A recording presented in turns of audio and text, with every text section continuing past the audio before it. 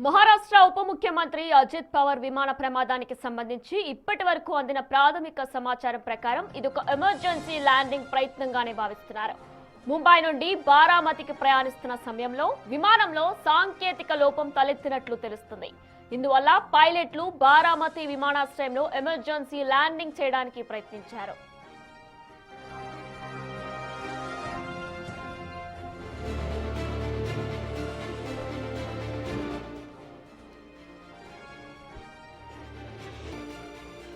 Landing సమయంలో విమానం రన్వేపై సరిగ్గా దిగలేకపోయింది. రన్వే నుంచి పక్కకు దూసుకు వెళ్లి సమీపంలోని పొలాల్లో కుప్పకూలింది. ఇదిలా ఉంటే విమానం నేలను బలంగా ఢీకొట్టగానే ఒక్కసారిగా పెద్ద ఎత్తున మంటలు చెలరేగి పేలుడు సంభవించింది. దీనివల్ల విమానం పూర్తిగా కాలిపోయి శిథిలమైంది.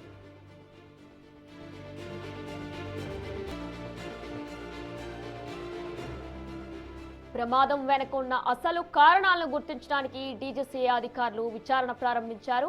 సాంకేతిక అంశాల విషయానికి వస్తే ఇంజన్ ఫెయిల్యూర్ లేదా హైడ్రాలిక్ వ్యవస్థలో ఏదైనా లోపం ఏర్పడి ఉండొచ్చని అనుమానిస్తున్నారు.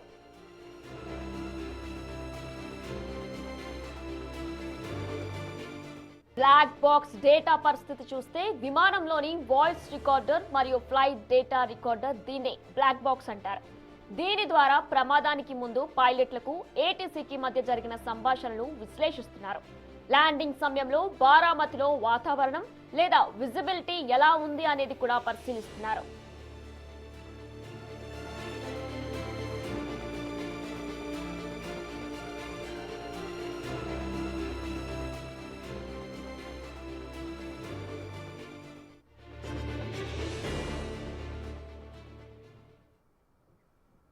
మహారాష్ట్ర ఉప ముఖ్యమంత్రి అజిత్ పవార్ కు సంబంధించి నేడు అత్యంత విషాదకరమైన వార్త వెలుగులోకి వచ్చింది. బారామతి విమానాశ్రయంలో జరిగిన విమాన ప్రమాదంలో ఆయన మరణించినట్లు అధికారిక వర్గాలు సమాచారం ప్రకారం తెలుస్తుంది.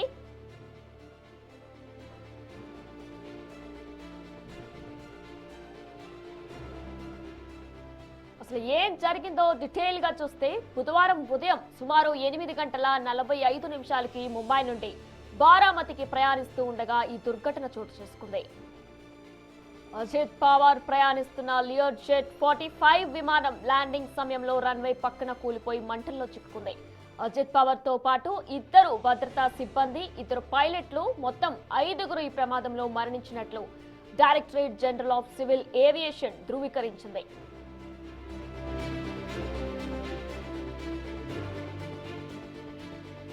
కుట్ర కోణముందా అని చూస్తే కాంగ్రెస్ అధికార ప్రతినిధి సురేంద్ర రాజ్పుత్ ఇది ప్రమాదమా లేక మరేదైనా కుట్ర కోణం దాగి ఉందా అన్న అనుమానాలు లేవనెత్తారు. నిజంగా అయితే ఇప్పటి వరకు అలాంటి ఆధారాలు లభించలేదు. మామూలుగా ఇలాంటి హై ప్రొఫైల్ ప్రమాదాలు జరిగినప్పుడు సహజంగానే ఇలాంటి అనుమానాలు వ్యక్తమవుతూ ఉంటాయి.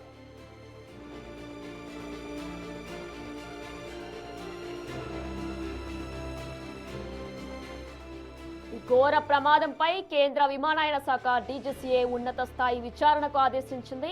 సాంకేతిక లోపం వల్ల జరిగిందా లేదా వాతావరణం వల్ల జరిగిందా అనేది విచారణలో తేలాల్సి ఉంది.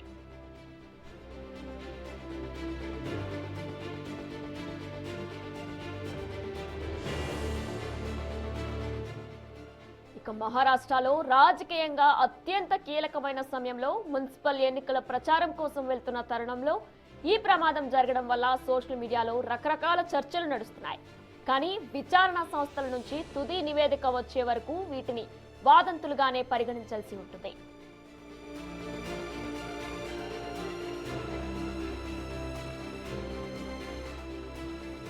ప్రమాదానికి గల కారణాలను విశ్లేషించడానికి విచారణ బృందాలు విమానం యొక్క బ్లాక్ బాక్స్ ను సేకరించే పనిలో ఉన్నాయి. దర్యాప్తు సంస్థలు పూర్తి స్థాయి నివేదిక ఇచ్చే వరకు కుట్ర కోణంపై స్పష్టత రాలేదు.